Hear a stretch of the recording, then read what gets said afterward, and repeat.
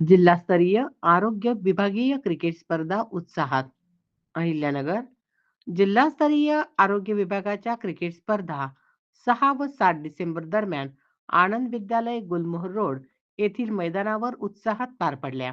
या स्पर्धेत जिल्ह्यातील एकूण 13 संघांनी सहभाग नोंदवला होता. या स्पर्धांचे आयोजन संजय पालवे, विजय गायकवाड आणि योगेश आवटी यांच्या पुढाकाराने करण्यात आले होते. स्पर्धेचे उद्घाटन जिल्हा आरोग्य अधिकारी डॉक्टर बापूसाहेब नागरगोजे व वैद्यकीय आरोग्य अधिकारी डॉक्टर सतीश राजूरकर यांच्या हस्ते झाले. अत्यंत चुरशीच्या सामन्यानंतर अहिल्यानगर महानगरपालिका आरोग्य विभागाने विजेतेपद पटकावले, तर एनएचएम सिव्हिल संघाने उपविजेतेपद मिळवले.